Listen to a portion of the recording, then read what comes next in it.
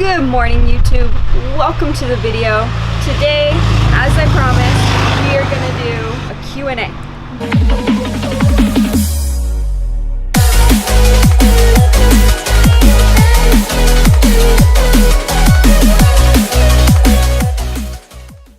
Before we get started with the Q&A, I wanted to take some time to thank everybody who asked their questions. I was a little hesitant to put my Q&A out there, just because my social media following isn't that large and typically there's not a lot of questions that come with that. But I told myself that even if we get one question, I'm still gonna make this video.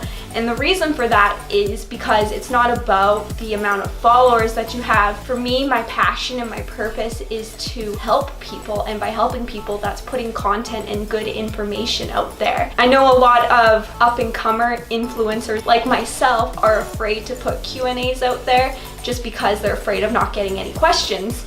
And that's totally normal, but just remember that it's not about the numbers. At the end of the day, it's just about helping people and putting good information out there. So we do have more than one question today, and let's get to it. Yeah. All right, so Terry asks, what is the right amount to train and what types of training are best for shedding weight? Well, I'm a strong believer that your nutrition comes first. You always got to think about your hierarchy of importance. Nutrition should be on point, and then you should be concerned with your training program. Let's assume that your nutrition is on point. If you're looking to shed fat, you should be in a caloric deficit first and foremost. So assuming that you are in that, your training program should be focused more on resistance training. So by focusing more on resistance training, you're focusing on putting on a lean muscle mass. And this is extremely important because it's metabolically active, so it's gonna help speed up your metabolic rate. So focusing on heavy resistance training is much more optimal than focusing on a ton of cardio, for instance. Doing an insane amount of cardio is not gonna help you shed fat. I don't know where people have associated with doing hours of cardio with burning all this fat. Essentially, doing a significant amount, especially low intensity cardio, reduces your metabolic rate.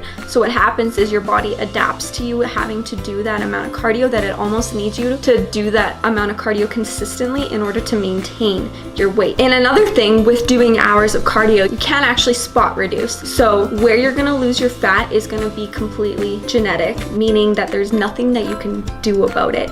So by focusing more on resistance training, you can actually spot enhance, where you can focus on building other areas to create an illusion of a smaller waist, for instance. So by building your shoulders, bigger glutes and quads, and bigger lats is going to create the illusion of a smaller waist. So you can actually enhance your features by focusing on resistance training. So go focus on some heavy resistance training, focus on your big compound movements, make those a priority at the beginning of every single one of your training programs. Squat, bench, deadlifts, pull-ups, overhead press, barbell hip thrusts. You focus on progressing these movements over time. It's gonna allow you to put on lean muscle mass, which is gonna be metabolically active, which is gonna aid in fat loss. Hope that answers your question, Terry. All right, so get jiggy with it. From Instagram asks, my question for you is, how did you get started becoming a health and wellness coach? What certificates do you have, college degree, and the path you took to get to where you are at now? Thanks, maybe it'll give me a few ideas, as I am at the very start of my fitness career, just out of college. Good question. So, that was a mouthful. Just wanna make sure I don't miss anything. So let's start off with college degree. So I live in Canada, so I went to a university, and I had no intentions of going to university until I met Kyle right out of high school.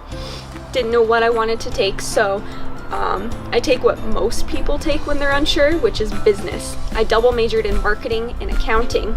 Marketing I really actually enjoyed just because you got to be creative, and I've always had a creative side to me. But I was very scared as I was finishing up my university career that I decided at the last minute to double major in accounting because I knew that it was safe. I knew it would be easy to get a job in an accounting firm, that there's such high demand for accountants. So I took the safe route. And I spent once I graduated from university in 2012, I spent the last 3 years getting my accounting designation. So I received my chartered accountant designation last year. and I decided to get my accounting designation with the intention of always opening up my own business. When I first started with my accounting designation, I didn't know what that business would be. I knew I wanted to have my own business.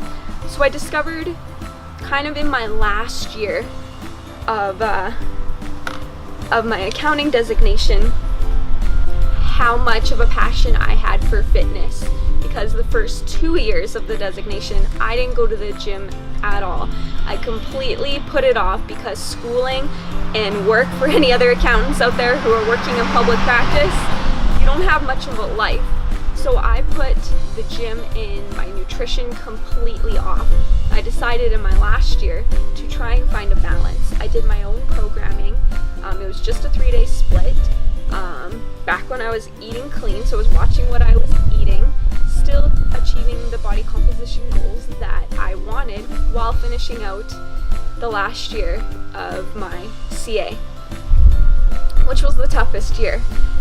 But I really enjoyed setting up my own programming, being able to find that balance, because I know even current students, they don't make time for themselves and don't go to the gym, and they get completely stressed out to the point where accounting completely consumes them. And I discovered that balance in the last year, and it was such an amazing feeling for myself to find that balance that I wanted to help other people find that balance. I knew that I have so many friends who struggle to know what to do in the gym. They're too busy with work and other commitments and obligations in their life that they don't have a plan. And it wasn't until I made a plan that I was able to achieve my goals. And I wanted to share that with other people. So once I passed the UFE and I got my designation, I registered. I think it was the next day I registered for just a local certified personal training course. It was the cheapest option that I could find. I was already doing my own research prior to registering for the course, but I wanted to have a certificate behind me just so people felt that I was qualified. And it's always good to have a certificate because it makes people feel more comfortable and that you know what you're doing, because anybody can call themselves a coach. So having that certificate is important. I strongly believe that. But recently, Kyle and I both registered for our CSCS, the Certified Strength and Conditioning Specialist, through the NSCA. It's a very reputable company. If you are looking to get a certificate, it is a little bit more expensive. I highly recommend exploring the NSCA. Kyle and I have a big passion for strength and conditioning, so that's why we have registered for that course. But if you're looking to just get started out, I would do a little bit of research, but I wouldn't stress too much about getting a certificate right away. I think the most important thing is to just start. I mean, there's so much good information out there. If you're doing your own research, you have your own beliefs and philosophies, and if you can showcase this, like, start out with your friends and family. Start out coaching them for free just to build up your reputation and your experience and your confidence. And the more competent you are, the more confident you're going to feel, and the more confidence that's going to be projected on your potential clients. So that's my education background, how I became to be a coach. Fitness, I have always been athletic. I played in every single sport under the sun as a kid. My biggest passion was basketball. I saw that all the way through until the end of high school. Tried out for the university team and I didn't make it because I was too small. And being told that I was too small and too skinny was something that I've been dealing with my entire life. Even when I was a kid, 10 years old, 12 years old, those awkward teenage years, everybody telling me, you're too skinny. And I think after I was rejected from the university team, that sparked my passion for strength training. Once I discovered strength training, my ability to put on strength, but size was such an amazing feeling. It was not just for aesthetic reasons, but also from a confidence side. I dealt with being afraid to go in the gym just like any other girl does. I got over that by being consistent with it. And now entering the weight room and being able to keep up to the guys, there's no better feeling than that. So that's where my passion for strength training comes in. Being strong is the most empowering thing for a woman or for anybody to experience. So I think that was all there. Get jiggy with it. Just want to make sure. So yeah, my biggest, like, if you're just finishing up college, my piece of advice would be to, this sounds super corny, but I'm gonna say it, listen to your heart and not your mind. Chase what your passion is, and if you like fitness, all you have to worry about, my friend, is just putting good quality content out there. Document your journey. Everybody has a story, and share that story, and it'll resonate with people, and it's the best feeling in the world to be able to help people who have gone through similar struggles as you, but they haven't been able to overcome it. So sometimes they just need a friendly reminder from someone who's been through the same situation. So I hope that helps. Best of luck, my friend. D Supply Company 078 asks, want to be a rep for our clothing line? Shoot us a text. Number is on our profile. I'm okay, thanks. Every time you ask me, I'm good. Thanks though, best of luck. So for our last question, Nicole asks, when are you and Kyle getting married? You wanna answer this one? Okay, Nicole, that's a good question. Krysten and I want to get married more than ever, don't get us wrong, but at this point in our lives, we're just not in a position that makes it financially feasible. Both Chris and I, we don't come from rich families. We've done everything for ourselves over the last couple of years, so we both want to pay for our wedding ourselves. We don't want our families helping us, and we don't want that financial burden on them. So for us, it's just not a financial priority right now. Weddings aren't cheap, you know. We both, well, she has super expensive taste.